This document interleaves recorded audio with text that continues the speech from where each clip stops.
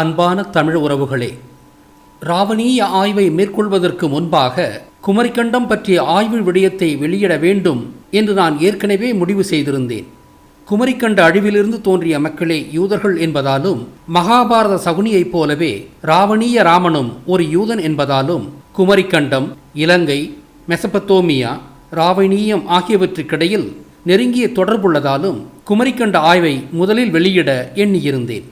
இதற்கிடையில் வந்தேரி தெலுங்கர்கள் மண்ணின் மைந்தர்களான தமிழர்களை பல கோணங்களில் தாக்கத் தொடங்கினர். ஒரு கும்பல் தமிழர்களும் ஆப்பிரிக்காவிலிருந்து வந்த வந்தேரிகள்தான் என்றது. இன்னொரு கும்பல் தெலுங்கர்கள்தான் மண்ணின் மைந்தர்கள், ஆனால் தமிழன்தான் குமரிக்கண்டத்திலிருந்து வந்தவன் என்று ஒரு போடு போட்டது. குமரிக்கண்டம் என்ற ஒன்று இல்லவே இல்லை, அது கட்டுக்கதை என்று சயின்டிஃபிக்கான ஒரு தெலுங்கு தம்பி தன்னால் என்ற போலி ஆதாரங்களை திரட்டி தனது கருத்தை தமிழரிடம் விற்க முயற்சித்தது. அந்த தெலுங்கு தம்பி தான் சயின்டிஃபிக் தெலுங்கன் என்ற உண்மையான அடையாளத்தில் தனது கருத்துக்களை வெளியிடாமல் சயின்டிஃபிக் தமிழன் என்ற பெயரிலேயே கருத்துக்களை வெளியிட்டது. இது தெலுங்கர்கள் ஆண்டாண்டு காலமாக தொடர்ந்து செய்யும் அயோக்கியத்தனம்தான். இருப்பினும் அவன் தமிழன் இல்லை என்பதை தன்னியும் அறியாமல் தனது படைப்புகளின் மூலமாகவே நிரூபித்தான். இந்த காட்சி அவனது விடயத்தில் இடம்பெற்று இவனுக்கு தமிழரின் மீது எவ்வளவு காண்டு உள்ளது என்பதை வெளிப்படுத்தியது. அது மட்டுமல்லாது, விடயத்தை முடிக்கும்போது நடிகர் வடிவேல் பஞ்சாயத்தை கலைக்கும் காட்சியை வெளியிட்டு தனது அல்ப புத்தியை வெளிப்படுத்தினான். அதாவது, குமரிக்கண்டம் இல்லை என்று சொல்வதில் தனக்கு எவ்வளவு ஆனந்தம் உள்ளது என்பதை இந்த விழியத்துணுக்கு வழியாக அவன் தன்னையும் அறியாமல் வெளிப்படுத்தினான். தமிழரின் வரலாற்றை அழித்து துவம்சம் செய்வதில் இந்த பிராமண தெலுங்கு வந்தேரிகளுக்கு எவ்வளவு ஆர்வம் பாருங்கள். இவர்கள் இதுவரை செய்த அக்கிரமங்கள் போதாதாம், இப்போதும் தொடர்ந்து தீங்கு செய்கின்றனர் பாருங்கள். ஆக, குமரிக்கண்டம் பற்றிய ஆய்வை வெளியிடுவதற்கு இப்போது கூடுதல் தேவையும் பிறந்துள்ளது. ஸ்லேட்டரின் அகழ்வாய்வு கண்ணோட்டத்தில் உண்டான லெமூரியா கோட்பாடு, அதை உறுதி செய்யும் விதமாக தமிழ் இலக்கியங்களில் ஆயிரக்கணக்கான ஆண்டுகளுக்கு முன்பே பதியப்பட்ட குமரிக்கண்ட அழிவு குறிப்புகள், 5000 ஆண்டுகள் பழமையான சுமேரிய இலக்கியங்கள் சொல்லும் குமரிக்கண்ட அழிவு கதைகள், நோவாவின் கப்பலுக்கும் யூதர்களுக்கும் கசார் பகுதிக்கும் உள்ள தொடர்பு, நோவாவின் கப்பலுக்கு அருகில் உள்ள உலகின் மிகவும் பழைய கோயிலும் குமரிக்கண்ட அழிவிற்கு அது தரும் ஆதாரமும், மேற்குலகில் பிளாட்டோ காலத்திலிருந்தே நீரோடியில் அழிந்ததாக சொல்லப்படும் அட்லாண்டிஸ் என்பது உண்மையில் குமரியையே குறித்தது என்பதற்கான ஆதாரங்களும் என்று பல கோணங்களில் குமரிக்கண்டம் இருந்து அழிந்ததற்கான ஆதாரங்களை இந்த விடயம் சமர்ப்பிக்கிறது. இந்த முன்னுரையோடு நமது ஆய்வை தொடங்குவோம். எஸ்கிமோக்கள் உட்பட உலகின் ஒவ்வொரு நாகரிகமும் ஒரு நீர்வழி கதையை கொண்டுள்ளது. உலகளாவிய நீர்வழி கதைகளின் எண்ணிக்கை ஏறத்தாழ 500. தமிழர், சீனர், யூதர், பாபிலோனியர், சுமேரியர், கிரேக்கர், மாயன்கள் ஆகியோரிடம் உள்ள கதைகள் அவற்றில் முதன்மையானவை. இந்த கதைகளுக்கும் அப்பால் உண்மையிலேயே நீரூழி ஏற்பட்டதா, எங்கே ஏற்பட்டது, எப்போது ஏற்பட்டது என்பன போன்ற கேள்விகளுக்கு விடையளிப்பதுதான் இந்த விடயத்தின் நோக்கம். இந்த விடயம் இந்த தலைப்பை முற்றிலுமாக வேறொரு தகுதியான கண்ணோட்டத்தில் அணுகுகிறது. இந்த விடயத்தின் 2ஆம் பாகமாக பைபிள் நோவாவின் கப்பல் நீரோடியிலிருந்து தப்பி அராரட் மலையில் குடிகொண்டது எவ்வாறு நிகழ்ந்தது என்பதற்கான ஒரு மாதிரியை இன்னும் ஒரு வாய்ப்பில் வழங்க இருக்கிறேன். என்னுடைய பல விடயங்கள் வழியாக தமிழ் என்பது ஒரு வரலாற்று பெட்டகம் என்றும், அது மனிதனின் வரலாற்றை தனது சொற்களில் பதிந்து வைத்துள்ளது என்றும் நிறுவியுள்ளேன். உண்மையான வரலாற்றை மறைக்க அகழ்வாய்வுகள், கல்வெட்டுகள், இலக்கியங்கள் போன்றவை ஆதிக்க சக்திகளால் திட்டமிட்ட கோணங்களில் கையாடல் செய்யப்பட்டு மாற்றப்பட்டுள்ளன. அவற்றில் பல அவை உருவான காலத்திலேயே கையாடல் செய்யப்பட்டன, மற்றவை ஆய்வு செய்யும் போது கையாடல் செய்யப்பட்டன. அப்படி குமரிக்கண்டம் இருந்தது என்ற உண்மையை மறைக்கவே திட்டமிட்டு கையாடல் செய்து திணிக்கப்பட்ட தியரிதான் அவுட் ஆஃப் ஆப்பிரிக்கா தியரியும். வரலாறு என்பதே வெற்றி பெற்றவர்களால் எழுதப்படுவதால் இப்போதுள்ள வரலாற்று ஆவணங்களை நம்மால் முழுமையாக நம்ப முடியாது. இங்குதான் உலகின் மூத்த மொழியும் முதல் மொழியுமான தமிழ் உலகத்தின் உண்மை வரலாற்றை எழுதக்கூடிய ஒரு கருவியாக அமைகிறது. தமிழின் சொற்கள் வரலாறு சொல்லவென்று உருவானவை அல்ல. இவை கருத்துக்களை வெளிப்படுத்தும் பரிமாறும் கருவிகளாக வரலாற்றின் போக்கில் வரலாற்று நிகழ்வுகளின் தொடர்போடு உருவானவை. அதனால் சொற்களில் வரலாற்று உண்மைகள் பொதிந்து உள்ளன. எனது ஆய்வில் விஞ்ஞான உண்மைகள், மரபு வழி செய்திகள், கலாசார அடையாளங்கள் ஆகியவற்றை நான் பயன்படுத்தினாலும் அவற்றை தொடர்புடைய சொற்களின் சொல்லாய்வால் உறுதிப்படுத்துகிறேன். லெமூரியா என்ற கண்டம் இந்துமா கடலில் உள்ளதாக 1864 சொன்னவர் பிலிப் ஸ்லேட்டர் என்ற ஆய்வாளர். அவர் மடகாஸ்கர், இந்திய, ஆஸ்திரேலிய நிலங்களில் இருந்த லெமூர் என்ற வகை உயிரினங்களின் ஒற்றுமைகளை கொண்டு இந்த நிலங்களுக்கிடையில் நிலவழி தொடர்புகள் இருந்திருக்க வேண்டும் என்று கணித்தார். இதன் தொடர்ச்சியாக இந்த நிலங்களை இணைத்த ஒரு பெருநிலம் இருந்திருக்க வேண்டும் என்றும் அதற்கு லெமூரியா என்றும் பெயரிட்டார். இந்த நிலம் ஒரு பெரிய விண்கல்லின் தாக்குதலால் உண்டான நிலநடுக்கத்தாலும் நீரூழியாலும் அழிந்திருக்க வேண்டும் என்றும் கணித்தார். ஆனால் கிரேக்க தத்துவ ஞானியான பிளாட்டோ கிமு 350களிலேயே அட்லாண்டிக் கடலில் அட்லாண்டிஸ் என்ற ஒரு பெருநிலம் இருந்ததாகவும் அது நீரில் மூழ்கியதாகவும் ஒரு ஊகம் வெளியிட்டிருந்தார். உண்மையில் அட்லாண்டிஸ் என்ற அந்த அழிந்த தீவின் பெயராலேயே பிளாட்டோவின் கருத்தை பின்பற்றி அட்லாண்டிக் கடலுக்கு இந்த புதிய பெயர் வழங்கப்பட்டது. இங்கு ஒரு சிறு விளக்கம் தேவைப்படுகிறது.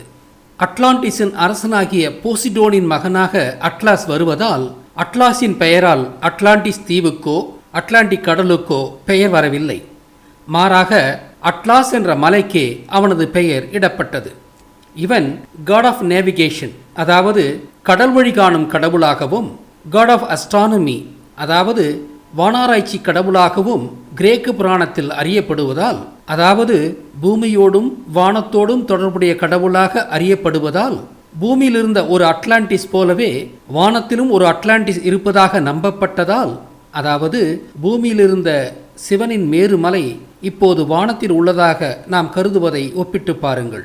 இவனின் பெயரால் பூமியையும் வானத்தையும் இணைக்கும் மலையாக ஆப்பிரிக்க பெருநிலத்தின் வடமேற்கு எல்லையில் உள்ள மலை கருதப்பட்டதால் அது அட்லாஸ் மலை என்று பெயரிடப்பட்டது. இந்த மலை விண்ணுலகை தாங்குவதாக நம்பப்பட்டதால் தான் அட்லாஸ் விண்ணண்டத்தை தாங்குவது போல சித்தரிக்கப்படுகிறான். அட்லாஸை பற்றி இவ்வளவு தெளிவான விளக்கத்தை இதுவரை யாரும் கொடுத்ததில்லை. ஏனெனில் அட்லாஸ் தாங்கியிருக்கும் அண்டம் பூமியா அல்லது விண்ணண்டமா என்ற குழப்பம் இன்று வரை தீராமல் இருந்தது. அதனால்தான் பூமியின் வரைபடத்திற்கு அட்லாஸ் என்றும், பூமியில் ஓடும் சைக்கிள் தயாரிக்கும் ஒரு நிறுவனத்திற்கு அட்லாஸ் சைக்கிள் என்றும் பெயரிடப்பட்டது.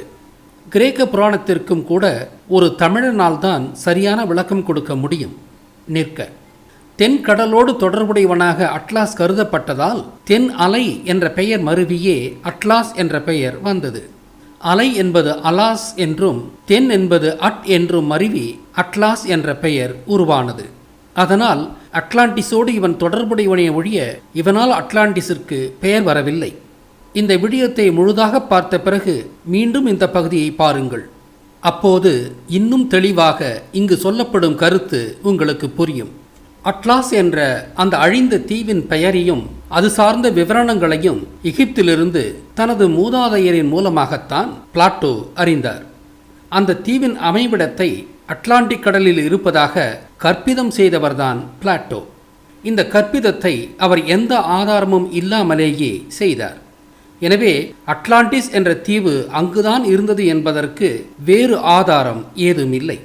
எனவே 1864 அகழ்வாய்வுகளின் அடிப்படையில் ஸ்லேட்டர் சொன்ன லெமூரியாவும் கிமு 350களில் பிளாட்டோ சொன்ன அழிந்த நிலமான அட்லாண்டிஸும் ஒன்றே என்று கருத வாய்ப்பிருக்கிறது. உலகின் குளிர் பிரதேசங்களில் உயிர்கள் தோன்றியிருக்க வாய்ப்பில்லை. ஏனெனில் குளிர் நாடுகளின் மனித பெருக்க விகிதத்தை விட வெப்ப நாடுகளின் மனித பெருக்க விகிதம் அதிகமாக உள்ளது. இதன் அடிப்படையிலும் அட்லாண்டிஸ் என்பது இந்துமா கடலில் உள்ள லெமூரியாதான் என்று உணர முடிகிறது. அட்லாண்டிஸ் என்ற அந்த அழிந்த நிலம் இந்துமா கடலில்தான் உள்ளது என்பதற்கு பிரான்சிஸ் பேக்கன் என்ற ஆங்கில வரலாற்று நாவலாசிரியரின் புதினமான நியூ அட்லாண்டிஸ் ஆதாரமாக உள்ளது. அவர் அந்த நூலில் அழிந்த அந்த நிலத்தின் எச்சப்பகுதிகள் இலங்கையும் தமிழகமும் தான் என்று மறைமுகமாக சொல்லுகிறார். அவரது புதினத்தில் அவரது கப்பல் தென் அமெரிக்காவின் பெருதேசத்திலிருந்து தனது பயணத்தை தொடங்கியதாகவும் அந்த கப்பல் நேர் மேற்கு திசையாக 150 நாட்கள் பயணித்து பென்சேலம் என்ற தேசத்தை அடைந்ததாகவும் வர்ணிக்கிறார். அந்த பென்சேலம் என்பது தமிழகம்தான் என்று the secret behind the conception of Royal Society என்ற எனது ஆங்கில விடயத்தில் நிறுவியுள்ளேன். எனவே பிரான்சிஸ் பேக்கனின் கூற்றுப்படியும் அட்லாண்டிஸ் என்ற நிலம் இருந்த இடம் இந்து மாக்கடல்தான். அட்லாண்டிஸ் என்ற சொல்லின் சொல்லாய்வை மேற்கொள்ளும் போது இதுதான் உண்மை என்பது உங்களுக்கு புரியும். அந்த சொல்லாய்வுக்கு முன்னோட்டமாக கிரேக்க தெக்காழியனின் நீரொழி கதையை முதலில் பார்ப்போம். தாத்தன் பிராமித்தியஸ் தனது மகனான தெக்காழியனை ஒரு கப்பல் கட்டச் சொல்லி அதன் மூலம் வரப்போகும் நீரொழியிலிருந்து தப்பிக்கச் சொல்லுகிறார். தெக்காழியனும் அவனது மனைவியான பெர்காவும் 9 இரவுகளும் பகல்களும் நீரில் தத்தளித்து அவர்களின் கப்பல் பர்னாசூஸ் என்ற மலையில் தரை தட்டுகிறது. இந்த கதை பைபிள் நோவாவின் கதை போலவே உள்ளது. இப்போது தெக்காழியன் என்ற சொல்லை ஆய்வோம். இது தெற்கு, ஆழியன் என்ற 2 சொற்களால் ஆன சொல். ஆழி என்பது கடலானதால் ஆழியன் என்பது கடலான் என்று பொருள்படும். தெற்கு பிளஸ் ஆழியன், தெற்கு பிளஸ் ஆழியன், தெக்காழியன். எனவே தெக்காழியன் என்பது தெற்கு கடலான் என்று பொதுவாக தெற்கத்திய கடல் மாந்தர்களை குறிக்கிறது. அவனது மனைவி பிர்கா என்பது வீரா என்பதன் திரிபு. எனவே தெற்காழியன் பிர்கா என்பது தெற்கு கடலின் வீர மக்கள் என்று பொருள் கொண்டு ஆண் பெண் இருபாலாரையும் குறிக்கிறது. பர்னாசுஸ் என்பதும் தமிழ்ச்சொல்லே. வார் பிளஸ் நாவு, பார் பிளஸ் நாசு, பார்னாசுஸ். இங்கு வார் என்பது மலைத்தொடரை குறிக்கும். நாவாய் என்பது நாவாயான கப்பலே. தென்கடல் வீர மாந்தர்களின் கப்பல் பார்னாசுஸ் என்ற மலையில் தரை தட்டியது. பார்னாசுஸ் என்ற மலை கிரேக்கத்தில் இருந்தாலும் இது நோவாவின் கதையையே மாற்றிச் சொன்னது போலத்தான் உள்ளது. கிரேக்கத்தில் நீரூழி ஏற்படவில்லை. ஏனெனில் சகாரா பாலைவனமே லெமூரியாவின் நீரூழியின் போது உருவானது என்பது எனது கருத்து. அதாவது சகாரம் என்றழைக்கப்பட்ட கடல் வற்றி உருவானதே சகாரா பாலைவனம். நோவாவின் கப்பல் அராரட் மலையில் தரை தட்டிய போதுதான் சகாரா பாலைவனமும் உண்டானது என்பது என் கருத்து. இதை ஏற்கனவே நான் குறிப்பிட்டபடி வேறொரு விழியம் வழியாக பிறகு பார்ப்போம். ஆக தெக்காழியன் என்பது நோவா கப்பல் தரை தட்டிய அனத்தோலிய பகுதிக்கு தெற்கிலுள்ள இந்து சமுத்திரத்தையே குறித்தது. தெற்காழியன் என்ற சொல்லை ஆய்ந்த பிறகு அட்லாண்டிஸ் என்ற சொல்லின் ஆய்வை நிகழ்த்த நமக்கு வழி கிடைத்துள்ளது. அட்லாண்டிஸ் என்ற சொல்லில் லேண்ட் என்ற சொற்கோவை உள்ளது.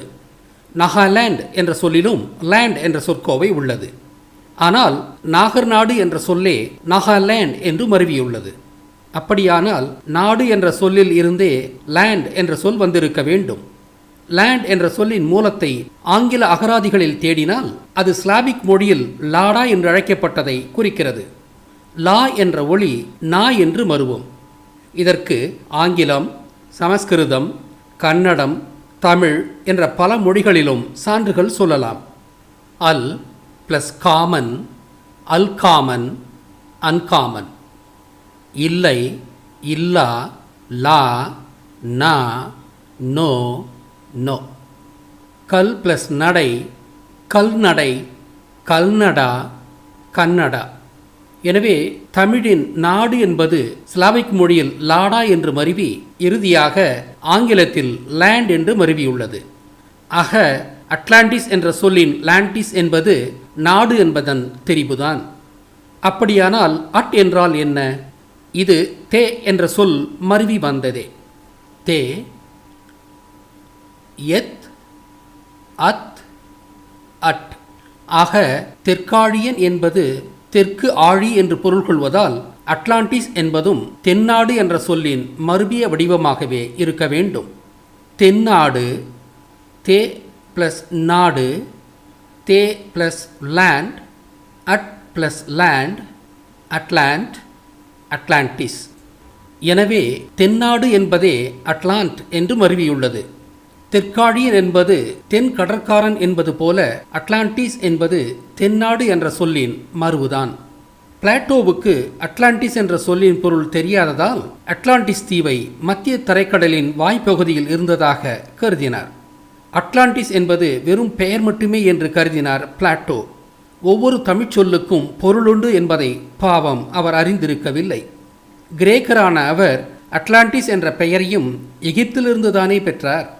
நான் முன்பே சொன்னது போல சகாரா பாலையே நீரொழியின் போது சகாரம் என்ற கடல் வற்றியதால் தான் உருவானது எனும் போது அங்கிருந்ததாக சொல்லப்படும் அட்லாண்டிஸ் நீரில் மூழ்கி இருக்க வாய்ப்பில்லை. எனவே பிளாட்டோ ஊகமாக சொன்னதை நாம் ஏற்க தேவையில்லை. ஆக அட்லாண்டிஸ் தீவு அட்லாண்டிக் கடலில் இருந்திருக்கவில்லை. ஆக பிரான்சிஸ் பேக்கன் மறைமுகமாக சொல்லியது போலவே அட்லாண்டிஸ் என்பது தென்கடலாகிய இந்துமா சமுத்திரத்திலேயே உள்ளது. இதை கிரேக்க போசிடோன் புராணத்தை கொண்டும் நிறுவலாம். யார் இந்த போசிடோன்? பிளாட்டோவின் கூற்றுப்படி போசிடோன் என்பவர் அட்லாண்டிஸின் புராணகால கடவுள். இவர் நிலநடுக்கம், சூறாவளி, கடல் ஆகியவற்றின் கடவுள். பெரு வியப்பாக இவரும் தன்னோடு திரிசூலம் கொண்டுள்ளார். இவரை குமரிக்கண்டத்தின் கடவுளான திரிசூலம் தரித்த சிவனோடு ஒப்பிடுவோம். தட்சிணாமூர்த்தி என்றழைக்கப்பட்ட இவர் குமரிக்கண்டத்தின் தலைவனாக விளங்கியவர். இவரது காலத்திற்கு வெகு நாட்களுக்கு பிறகு குமரிக்கண்டமானது நிலநடுக்கத்தாலும் அதனோடு கூடிய நெருப்பாலும் சூறாவளியாலும் நீரில் மூழ்கி அழிந்தது. ஆனால் பிற்காலத்திய மக்கள் சிவனுக்கு மனிதர்களின் மீதிருந்த கோபத்தால் ஆதி மனிதனின் தாயகமான குமரிக்கண்டத்தை அழித்தார் என்று எண்ணினர். அதனால் சிவனை அழிவுக் கடவுளான யமனாக சித்தரித்தனர். யா என்பதற்கு தெற்கு என்று பொருள். எனவே தெற்கத்தியவரான சிவன் யாமன் என்று அழைக்கப்பட்டார். எனவே சிவனானவர் நிலநடுக்கத்தோடும் நெருப்போடும் சூறாவளியோடும் தொடர்புபடுத்தப்படுகிறார். இவ்வாறாக போசிடோனின் அனைத்து அடைமொழிகளும் சிவனின் அடைமொழிகளோடு ஒத்துப்போகிறது. சிவனைப் போலவே போசிடோனும் காளை மாட்டோடு தொடர்புபடுத்தப்படுகிறார். எனவே அட்லாண்டிஸின் போசிடோன் என்பது குமரிக்கண்டத்தின் சிவனே. அப்படியானால் போசிடோன் எனும் சொல் சிவனை குறிக்க வேண்டுமல்லவா? ஆம், அதையும் நிறுவுவோம் வாருங்கள். சிவன் ஒரு தியானம் செய்யும் யோகி ஆவார். சிவனின் இந்த பரிமாணத்திலிருந்துதான் போசிடோன் என்ற பெயர் உண்டானது. யோகி, யோசி, ஓசி, ஓசித்தோன், போசித்தோன், போசிடோன். எனவே யோசித்தோன் என்ற சொல்லே போசிடோன் என்று மருவியுள்ளது. ஏற்கனவே அட்லாண்டிஸ் என்பது தென்னாடு என்று பொருள் கொள்கிறது என்றும் அது இந்துமா கடலின் லெமூரியாவின் பழைய பெயர் என்றும் நிறுவினேன். இப்போது அந்த அட்லாண்டிஸின் கடவுளான போசிடோன் என்பவர் குமரிக்கண்ட சிவனே என்றும் நிறுவியுள்ளேன். இன்னும் ஒரு ரசனையான தகவலும் உண்டு. கிரேக்க சொல்லான ஓசியனஸ் என்பதும் இந்துமா சமுத்திரத்தை ஆண்ட சிவனின் பெயரால் உருவான சொல்லே. யோகி, யோசி, ஓசி, ஓசியோன், ஓசியனஸ். ஆதிகால கிரேக்க ரோமானியர்களின் கருத்துப்படி ஓசியோனஸ் என்பவர் கடலோடு தொடர்புடைய ஒரு தெய்வீக வடிவமாவார். அவர் ஓகன் என்றும் அழைக்கப்பட்டார். அந்த ஓகன் என்பதும் யோகன் என்ற இந்துமா கடலின் இறைவனான சிவனே. எனவே கடலுக்கான மேற்கத்திய பெயரான ஓஷன் என்பதும் சிவனால் உண்டான பெயர்தான். ஆக பிலிப்ஸ் கிளேட்டர் சொன்ன லெமூரியா வரலாற்று ரீதியாக அட்லாண்டிஸ் என்று அழைக்கப்பட்டது. பிளாட்டோ தான் அதை தவறுதலாக அட்லாண்டிக் சமுத்திரத்தில் இருந்ததாக கருதினார். எனவே அட்லாண்டிஸ் என்ற அந்த தீவு இருந்த பகுதி இந்துமா சமுத்திரம்தான். அட்லாண்டிக் கடலில் அமையாத அட்லாண்டிஸ் தீவின் வழியாகத்தான் அட்லாண்டிக் சமுத்திரத்திற்கு பெயர் வந்தது என்பது ஒரு வேடிக்கையான செய்திதான். இது ஒரு வரலாற்று பிழை. அடுத்ததாக லெமூரியா என்பது ஒரு கற்பனை தீவு என்றும் அது இருந்ததில்லை என்று சொல்வோரின் வேறு சில வாதங்களையும் இப்போது பார்ப்போம். மூழ்கிய குமரிக்கண்டமாக கருதப்படும் நிலப்பரப்பு அதல பாதாளங்களை கொண்ட நிலப்பரப்பு என்றும் அது கடலின் மட்டத்திலிருந்து சில 100 மீட்டர்கள் முதல் பல கிலோமீட்டர்கள் ஆழங்கொண்ட சீரற்ற நிலப்பரப்பு என்றும், எனவே அது ஒரு பெருநிலமாக இருந்திருக்க முடியாது என்றும் சிலர் கருதுகின்றனர். அவர்களின் கருத்தை பொய்யாக்கும் வண்ணம் இப்போது நிலமாக உள்ள இடங்களும் அவ்வாறே உயர்ந்த மலைகளும் மடுக்களுமாக உள்ளதால் குமரிக்கண்டம் இவ்வாறு இருந்திருக்காது என்பது பொய்வாதமாகும். இருந்தாலும் அவர்களின் இந்த மாற்று கருத்து குமரிக்கண்டம் உண்மையிலேயே பல தீவுகளின் கூட்டு அமைப்புதான் என்ற உண்மையை கண்டுபிடிக்க எனக்கு ஏதுவாக இருந்தது. எனவே குமரிக்கண்டம் ஒரே நிலப்பரப்பு அல்ல, அது ஒரு தீவு கூட்டமே. இதை எப்படி கண்டுபிடித்தேன்? 2 காரணங்கள். 1. கண்டம் என்ற சொல் இது ஒரு தீவு கூட்டம் என்ற உண்மையை தாங்கியுள்ளது. ஒவ்வொரு தமிழ்ச் சொல்லுக்கும் துல்லியமான பொருள் உள்ளது என்பதை நாம் அறிவோம். கண்டு என்பது ஒன்றாக கட்டப்பட்ட ஒரே வகை பொருள்களின் தொகுப்பு.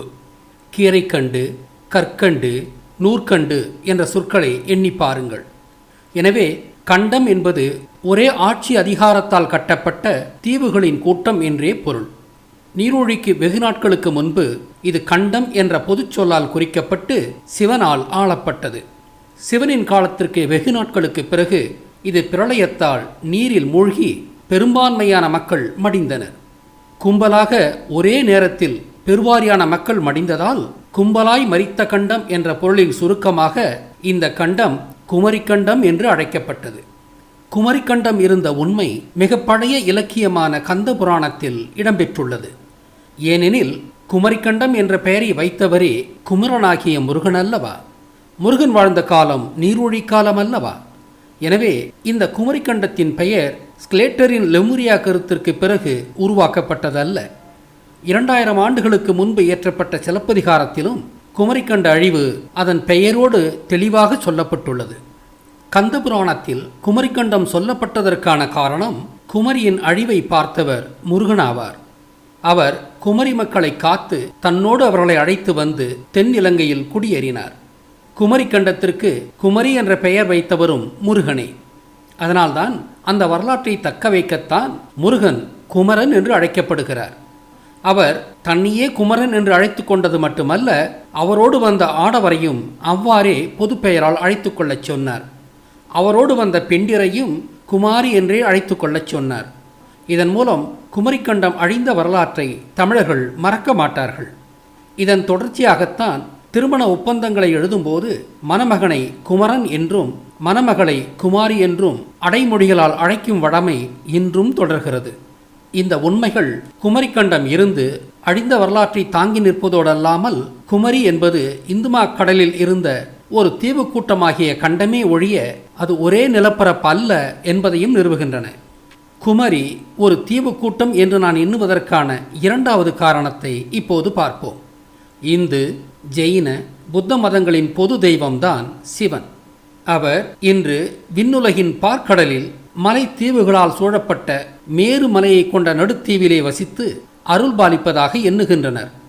அவர்கள் அந்த தீவு கூட்டங்களின் அமைப்பை விளக்குவதை வைத்து அது ஸ்பைரல் கேலக்சியைத்தான் குறிக்கிறது என்றும், ஸ்பைரல் கேலக்சியையும் மேரு மலையையும் வைரக்கல் என்ற ஒரே சொல் மூலத்திலிருந்து உருவானவை என்றும் நிறுவியிருக்கிறேன்.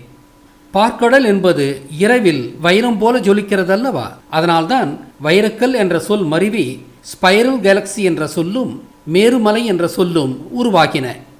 60 சுழல் ஆண்டுகளின் மூலமும் தேவையும் என்ற விழியத்தை காணுங்கள். இந்த 3 சமயங்களும் பார்க்கடலில் இருக்கும் தற்போதைய சிவனின் அரசாங்கம் அவர் பூமியில் வாழ்ந்தபோது இந்துமா கடலிலும் அவ்வாறே இருந்தது என்று சொல்லுகின்றன.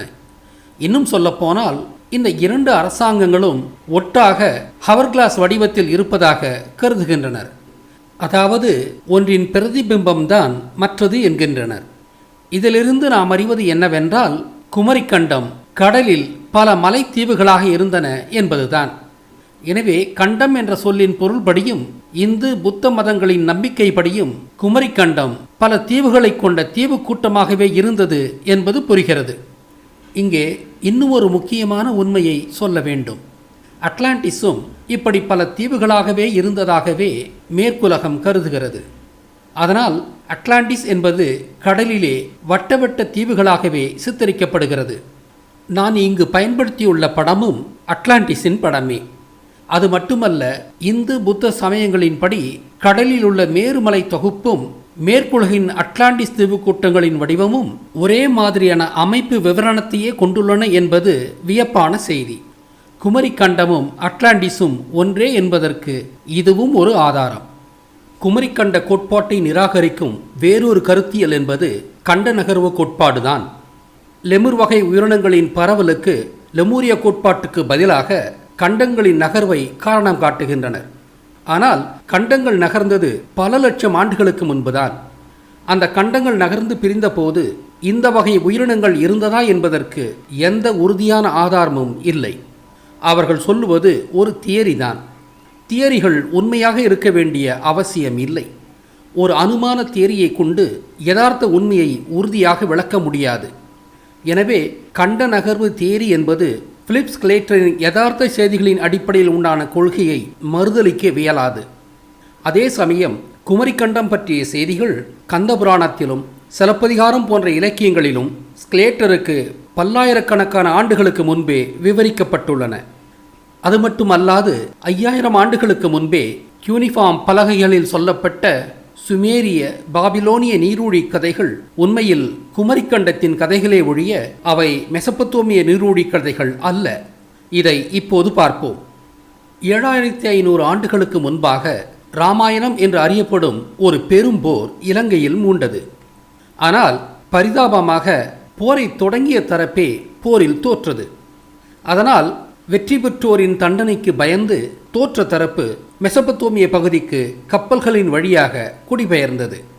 இதற்கான ஆதாரங்களாக சுமேரியர்களை பற்றி சொல்லப்படும் 3 முக்கியமான கருத்துக்களை நான் எடுத்துக்காட்ட விழைகிறேன். 1. சுமேரியர்கள் போர்க்கலையில் திறமை வாய்ந்தவர்கள். சமர் என்ற சண்டைக்கான தமிழ்ச் சொல்லே சுமர் என்று மருவியது. 2. மெசபத்தோமியாவிற்கு விவசாய தொழில்நுட்பத்தை கொண்டு வந்தவர்கள் சுமேரியர்கள்தான். 3. உயர்ந்த கலாசாரத்தை மெசபத்தோமியாவிற்கு கொண்டு வந்தவர்களும் சுமேரியர்களே. ஆதி இலங்கையின் முருகனே போர்க்கலையை உருவாக்கிய அரசனாவார். அவர் தனது நிர்வாணத்திற்கு பிறகு போர்க்கடவுளாகவும் அறியப்படுகிறார். எனவே இலங்கையிலிருந்து மெசபத்தோமியாவில் குடியேறிய சுமேரியர்கள் போர்க்கலையில் சிறந்தவராக இருந்தது வியப்பல்லவே. 2. முருகனே விவசாய தொழில்நுட்பத்தை உருவாக்கியவர். உலகின் முதல் விவசாய நாடு இலங்கைதான். விவசாயத்தால் உலகின் மிகப்பெரிய பணக்காரனானவனும் இலங்கையின் குபேரன் என்பதை இங்கு ஒப்பு நோக்குங்கள். ஆக சுமேரியர்களான இலங்கையர் விவசாய தொழில்நுட்பத்தை தம்மோடு கொண்டு சென்றனர் என்பது இயல்புதானே. 3. இராமாயண கால இலங்கையின் அரசனான ராவணனே யாழின் அடுத்த கட்ட வடிவமாக வீணையை கண்டுபிடித்தவர். இசையும் நடனமும் ராவண இலங்கையின் பெருமைமிகு அடையாளங்களாக விளங்கின. ராவணனுக்கு பறக்கும் எந்திரங்களும் இருந்தன என்ற மரபு வழி செய்தியையும் இங்கு ஒப்பு நோக்குங்கள். ராவணனின் மகனான இந்திரஜித் உலகின் முதல் ஆரச்சக்கரத்தை கண்டுபிடித்தவர். அவரே உலகின் முதல் தேரையும் மாட்டு வண்டியையும் உருவாக்கியவர். வண்டியை கண்டுபிடித்த அவரே முதல் பாண்டியராவார். அதன் பிறகு வண்டி வைத்து விவசாயம் செய்த மல்லர் குலம் பாண்டியர் குலம் என்ற பெயர் பெற்றது. சக்கரத்தை கண்ட இந்திரஜித் சக்கரங்களால் இயக்கப்படும் பல எந்திரங்களையும் கண்டுபிடித்தார். அதனால் இந்திரன் என்ற பெயரிலிருந்தே எந்திரன் என்ற பெயரும் வந்தது. 5 திறங்களை கற்ற முதல் மாந்தனான அவர் அவற்றில் ஒன்றான லெகிமம் திறனை கொண்டு வானத்தில் மேகங்களுக்கு மேலேயே செல்லும் திறன் படைத்திருந்தார். அதனால் எதிர்வரும் மழை, சூறாவளி போன்றவற்றை முன்கூட்டியே மக்களுக்கு அறிவித்தார். அதனால் அவர் அவரது நிர்வாணத்திற்கு பிறகு மழைக்கடவுளாக அறியப்படுகிறார். அதனாலேயே இந்திரலோகமும் மேகங்களுக்கிடையில் இருப்பதாக கருதப்படுகிறது. இவையெல்லாம் ராவணனின் இலங்கை கலாசாரத்திலும் விஞ்ஞானத்திலும் தொழில்நுட்பத்திலும் ஆன்மீகத்திலும் ஏனைய தேசங்களை காட்டிலும் மிகவும் சிறப்பு பெற்றிருந்தது என்பதற்கு சில மாதிரிகளே. எனவே இலங்கையின் இராமாயண போர் அகதிகள் உயர்ந்த தமது கலாசாரத்தை மெசபத்தோமியாவிற்கு தங்களோடு கொண்டு சென்றதில் வியப்பில்லையே. இவற்றிலிருந்து நாம் அறிவது சுமேரியர்கள் என்பவர்கள் இலங்கையின் இராமாயண போரின் அகதிகளே என்பதுதான். முருகனின் வரலாற்றை சொல்லும் கந்தபுராணம் குமரிக்கண்டம் பற்றி பேசுவதும் முருகனுக்கு குமரன் என்று குமரிக்கண்டத்தால் பெயர் சூட்டப்பட்டதும் குமரி நீர் ஒழிக்கும் முருகனுக்கும் உள்ள தொடர்பை விளக்கும். சுமேரிய நாகரிகம் இலங்கையின் அகதிகளால் உண்டானது எனும்போது சுமேரிய சேய்சூத்திரனின் நீரூழி கதை முருகனின் நீரூழி கதையாகவே இருக்க வேண்டும். சேய்சூத்ரா என்ற பெயரே சேயோன் என்ற முருகனின் சுமேரிய பெயரே. குழந்தை உருவாகும் விஞ்ஞானத்தை முதலாக கண்டுபிடித்தவர் முருகனே. அதை நிறுவும் விதமாகவே அவர் ஆண் விந்தணுவின் வடிவிலேயே தனது வேலாயுதத்தையும் வடிவமைத்தார். அதனாலேயே அவர் குழந்தைகளை செய்பவன் என்ற பொருளில் சேயோன் என்று அழைக்கப்பட்டார். சூத்திரன் என்ற சொல் தொழில்நுட்ப சூத்திரங்களை அறிந்தவன் என்று பொருள்படும். திரிகோண அளவு இயல், இசை, கைத்தறி, இரும்புருக்கு தொழில் போன்ற தொழில்கள் நீரூழிக்கு முன்பே குமரிக்கண்டத்தில் இருந்தன என்பதை ஆய்வு செய்து biblical proof for the period diluvian technologies of Tamils என்ற ஆங்கில விடயத்தில் பதிவு செய்துள்ளேன். ஏழிசையை உருவாக்கியவரும் ஆயர்குலக்கோனாகிய முருகனே. அதன்படி முருகன் ஒரு தொழில்நுட்பவாதி என்றும் அவருக்கு பல பல சூத்திரங்கள் தெரிந்திருந்ததென்றும் நம்மால் அறிய முடிகிறது. அதனால் அவர் சூத்திரன் என்ற புதுப்பட்டத்தால் அறியப்பட்டார். எனவே சேயோனாகிய சூத்திரன் சேய்சூத்ரா என்று சுமேரிய மக்களால் அறியப்பட்டார். அதேபோல பாபிலோனிய காவியமான கில்காமேஷ் என்பதும் முருகனை குறித்ததே. முருகன் கருவளத்திற்கான தெய்வமாகையால் அவர் காமத்தோடு தொடர்புபடுத்தப்பட்டு பாபிலோனியாவில் காமேஷ் எனப்பட்டார். உண்மையில் கில்காமேஷின் சுமேரிய பெயர் பில்காமேஷ் என்பதே. இது வேல்காமேஷ் என்ற சொல் மருவி வந்ததே. வேல்காமேஷ், பேல்காமேஷ், பெல்காமேஷ், பில்காமேஷ், கில்காமேஷ். முருகன் மலைக்குறவர்களோடு போரிட்டதை கில்காமேஷின் என்கிடுவோடு ஒப்புமைப்படுத்தலாம்.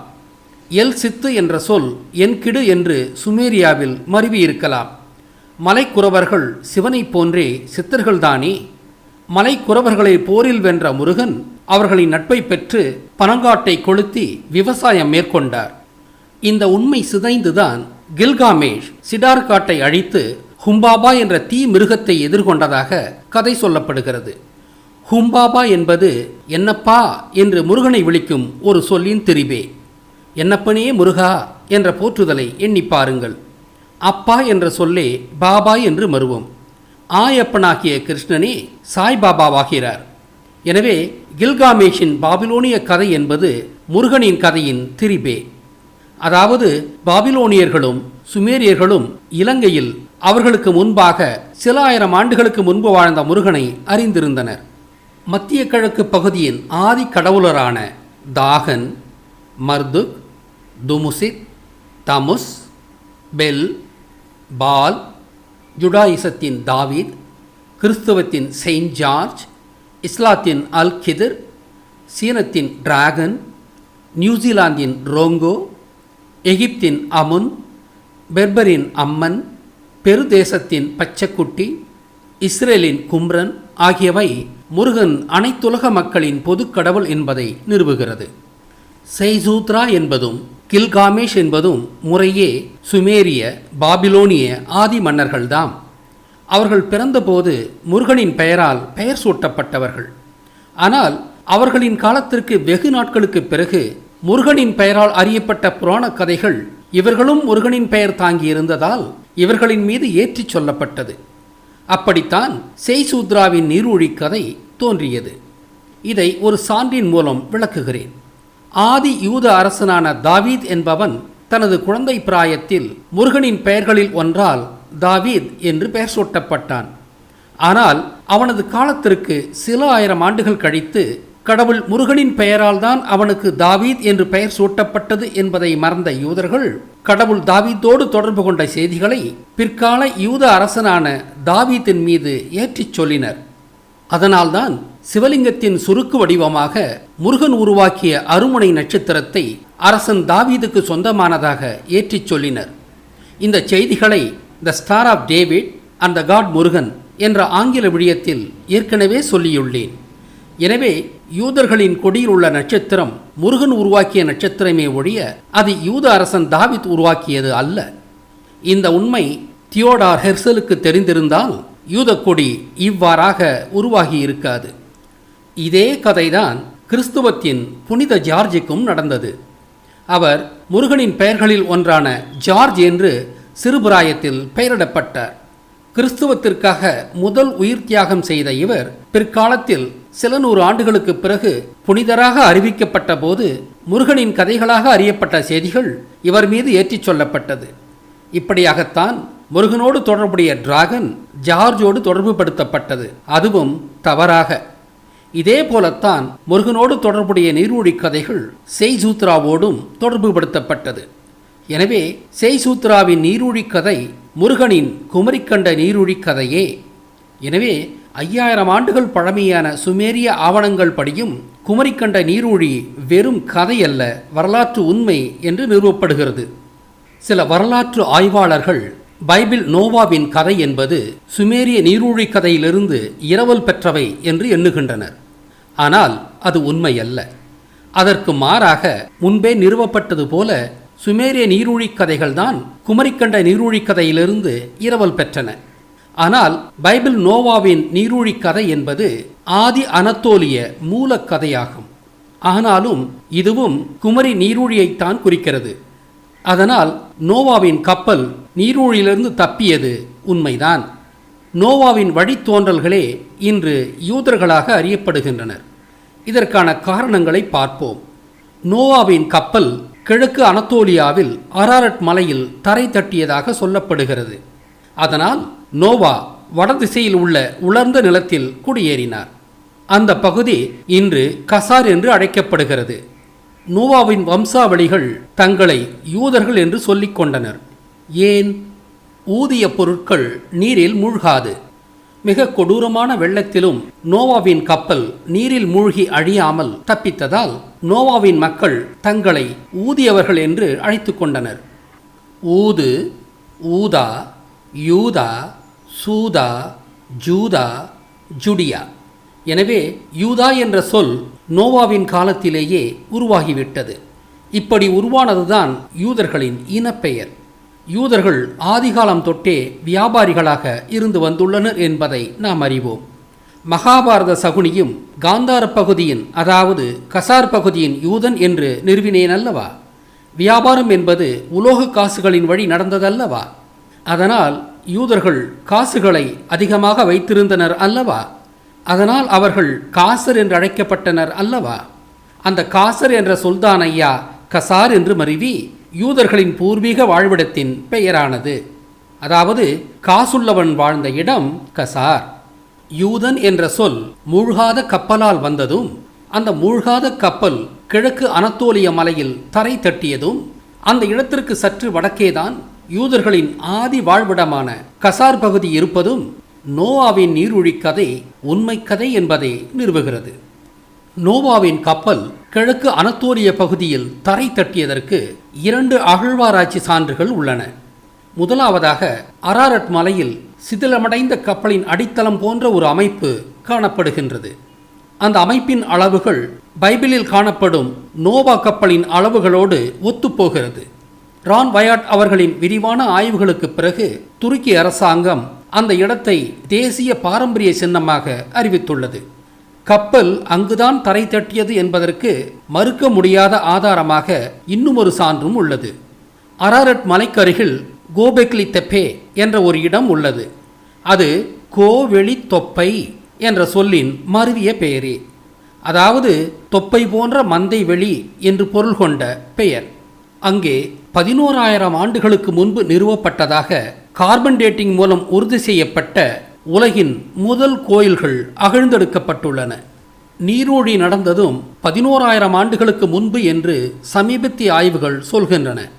எனவே நோவாவின் மக்களுக்கும் இந்த கோயில்களுக்கும் தொடர்பு இருக்க வேண்டும். எதற்காக அவர்கள் இதை கட்டியிருப்பார்கள்? இந்தியர்களுக்கும் தமிழர்களுக்கும் ஒவ்வொரு மாதமும் அமாவாசை என்று இறந்து போன தமது பெற்றோர்களுக்கும் முன்னோர்களுக்கும் நினைவேந்தல் செய்யும் வழமை உள்ளதை நாம் அறிவோம். இப்படிப்பட்ட நமக்கு நீரூழில் இறந்து போன நமது முன்னோர்களுக்கும் நினைவேந்தல் செய்யும் வழமை இருந்திருக்கும் அல்லவா? ஆம், வருடத்திற்கு ஒரு முறை நீரூழில் மரித்த நமது முன்னோர்களுக்காக மகாலய அமாவாசை என்ற பெயரில் நினைவேந்தல் செய்கின்றோம். மகா பிரளய அமாவாசை என்ற பெயரே மகாலய அமாவாசை என்று மருவியுள்ளது. இதைத்தான் திருவள்ளுவர் தென்புலத்தார் தெய்வம் விருந்தொக்கல் தானின்றாங்கு ஐம்புலத்தார் ஓம்பல் தலை என்று நிரூபிக்கிறார். இங்கு தென்புலத்தார் என்பது நீரூழியில் அழிந்த மக்களை குறிக்கிறது. இதே முறைமை ஆதி மேற்குலக மக்களிடமும் இருந்ததால்தான் தென்புலம் என்ற சொல்லிலிருந்தே டெம்பிள் என்ற கோயிலை குறித்த மேற்குலகச் சொல்லும் உருவானது. தென் பிளஸ் புலம், தென்புலம், டெம்புலம், டெம்பிள். எனவே நோவாவின் மக்கள் கோபெக்லி தெப்பேயின் டெம்பிள்களை நிர்மாணித்து ஆண்டுக்கு ஒரு முறையாவது அங்கு நினைவேந்தல் மேற்கொண்டிருக்க வேண்டும். இதன் அடிப்படையில்தான் இலங்கையில் ஆதியில் காலே என்னும் இடத்தில் நீத்தாருக்கு நினைவேந்தல் செய்யும் காளி கோயில் இருந்திருக்க வேண்டும். இதே போல இந்தியாவின் தென்முனையில் நீத்தாருக்கான தெய்வமான கங்கை அம்மாவுக்கு கன்னியாகுமரி கோயிலும் எடுக்கப்பட்டது. இந்த கோயிலில் நீத்தாருக்காக வழிபட்டு குமரிக்கடலில் பிண்டம் இடவே அகில இந்தியாவிலிருந்தும் மக்கள் ஆதிகாலத்தில் மகாலய அமாவாசை என்று வருகை தந்தனர். அவர்களின் வருகையே யாத்ரா எனப்பட்டது. யா என்பதற்கு தெற்கு என்று பொருள்படும். யா ப்ளஸ் தரை, யாத்தரை, யாத்ரா. ஆக இந்தியாவின் தென் தரைக்கு நீரூழியல் நீத்தாருக்கு நினைவேந்தல் செய்ய வருவோரின் பயணமே யாத்ரா எனப்பட்டது.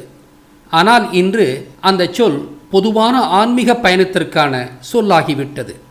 இந்தியாவின் தெற்கே நீரூழியில் மக்கள் மரித்ததால்தான் தென் திசை யமதிசை என்று பெயரிடப்பட்டது. இந்திய மக்கள் நீரூழியில் உயிர் நீத்த தமது முன்னோர்களுக்கு நினைவேந்தல் செய்தது போலவே நோவாவின் மக்கள் கோபெக்லி தெப்பேவில் தாங்கள் நிர்மாணித்த கோயிலில் நினைவேந்தல் செய்தனர். அந்த கோயில்களின் நடுவில் 2 டீ வடிவ கற்றூன்கள் நிறுவப்பட்டுள்ளன. அந்த 2 தூண்களும் ஒரு ஆணும் ஒரு பெண்ணும் நீத்தார் அழிந்த திசையை நோக்கி நீத்தாரை வழிபடுவது போல அமைக்கப்பட்டுள்ளது.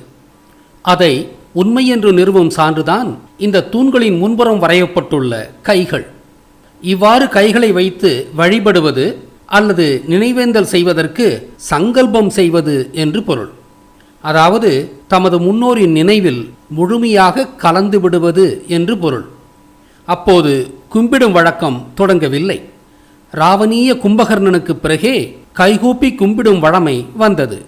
இதை ராவணீய ஆய்வின் போது விரிவாக பார்ப்போம். அங்குள்ள அனைத்து கோயில்களிலும் இந்த டீ வடிவ கற்றூன்கள் தென்கிழக்கு திசையையே நோக்கியுள்ளன. அந்த கோயில் அமைந்திருக்கும் இடத்திலிருந்து தென்கிழக்கு திசை என்பது நமது குமரிக்கண்டத்தையே குறிக்கிறது. எனவே குமரிக்கண்டத்தில்தான் நீரூழி நடந்தது என்பதற்கு கோபெக்லி தெப்பேயின் கோயிலின் கற்றூன்கள் சான்று பகர்கின்றன. இவற்றையெல்லாம் மிக தெளிவாகவும் விரிவாகவும் ஆரிஜின் ஆஃப் டெம்பிள் என்ற ஆங்கில விழியத்தில் 4 ஆண்டுகளுக்கு முன்பே சொல்லியுள்ளேன். அராரட் மலையில் உள்ள கப்பல் கல்மரமும் தோராயமாக வடக்கு தெற்கு திசையில் அமைந்துள்ளதும் தெற்கிலிருந்து வடக்கு நோக்கி அந்த கப்பல் நகர்ந்து சென்றது என்பதையும் அதனால் நீரூழி ஏற்பட்டது தென்னாடான குமரிக்கண்டமே என்பதையும் நிறுவுகிறது. நோவாவின் கப்பலை கொண்டே அந்த மலைக்கும் பெயர் வந்தது. ஆர் ப்ளஸ் ஆர்த்து, ஆரார்த்து, ஆராரட்டு, அராரட். ஆர் என்றால் மேலே அல்லது உயரே என்று பொருள். ஆர்த்து என்றால் பொறுத்து என்று பொருள். மலையின் மேலே பொருத்தப்பட்ட கப்பல் என்ற பொருளிலேயே அராரட் மலையின் பெயரும் நோவாவின் கப்பலால் பெயர் பெற்றது. இஸ்லாமியரின் மரபுவழி செய்திகளின்படி அந்த மலைக்கு அல் ஜுடி தக் என்ற பெயர் விளங்குகிறது. இந்த பெயர் குடிதங்கு என்ற தமிழ்ச் சொல்லின் திரிபே. குடிதங்கு, சுடிதங், ஜுடிதக், அல் ஜுடிதக் ஆக நீரூழி சார்ந்த அனைத்து சொற்களும் தமிழ்ச் சொல்லாகவே உள்ளன. நோவா என்ற பெயரும் நாவாய்க்காரன் என்ற சொல்லின் திரிபே. எனவே நீரூழியில் அழிந்த குமரிக்கண்ட கோட்பாடு என்பது பிலிப்ஸ் கிளேட்டரால் உண்டானது என்பது தமிழ் பகை சொல்லும் கட்டுக்கதை. பல்லாயிரக்கணக்கான ஆண்டுகளாக இது மேற்குலகத்தில் தென்னாடு என்ற சொல்லின் மறுவாக அட்லாண்டிஸ் என்று அழைக்கப்பட்டது. தமிழகத் தமிழர்களால் இதுவே குமரிக்கண்டம் என்று அழைக்கப்பட்டது. இது பல ஆயிரம் ஆண்டுகளுக்கு முன்பிருந்தே கந்தபுராணம் வழியாக மக்கள் அறிந்த செய்தி. குடியா மூழ்கிவிட்டது என்ற மரபு வழி சொல்லாடலும் நீரில் கண்டம், நெருப்பில் கண்டம் போன்ற சொல்லாடல்களும் குமரிக்கண்டம் நீரில் மூழ்கி அழிந்தது என்பதை நிறுவுகின்றன. யூதர்களுக்கு இது நோவாவின் காலத்திலிருந்தே தெரிந்திருந்தது. பிறகு ஒரு வாய்ப்பில் நோவாவின் கப்பல் எவ்வாறு அராரட் மலையில் தங்க நேர்ந்தது என்பதற்கான விஞ்ஞான ரீதியான செயல் மாதிரியை வெளியிடுவேன். முடிவாக தெலுங்கர்களுக்கு ஒரு செய்தியோடு இந்த விடயத்தை நிறைவு செய்கிறேன். குமரியின் அழிவில் இலங்கையிலும் தமிழகத்திலும் குடியேறிய தமிழர்களும் உண்டுதான். முருகனே அப்படி குடியேறியவர்தான். ஆனால் குமரிக்கண்டம் அழிந்தபோது இலங்கையில் நாகர்களும் எக்கர்கள் எனப்பட்ட பறையர்களும் குறவர்களும் பூர்வீக குடிகளாக வாழ்ந்தனர். அதேபோல தமிழகத்தின் சேரர்களான பறையர் குறவர் குடிகளும் பிற்காலத்தில் அவர்களின் வம்சாவளிகளான தரைவாழ் ஆயர்களும் கோணார்களும் தமிழகத்தின் பூர்வீக குடிகள் என்று அறிவீர். அதோடு குமரி அழிவில் எம் மண்ணில் குடியேறியவர்களும் தமிழர்களே என்று அறிவீர். அப்போது எங்களுக்குள் ஏற்பட்ட சண்டைகள் சகோதரர்களுக்கு இடையில் ஏற்பட்ட சண்டைகளே. அவை இன அழிப்பு சண்டைகளாக இல்லை. ஆனால் வேற்றுமொழி இனத்தவரான நீங்கள் தமிழ் இனத்தை திட்டமிட்டு அழித்துக் கொண்டுள்ளீர்கள் என்பதுதான் இன்றுள்ள சிக்கல்.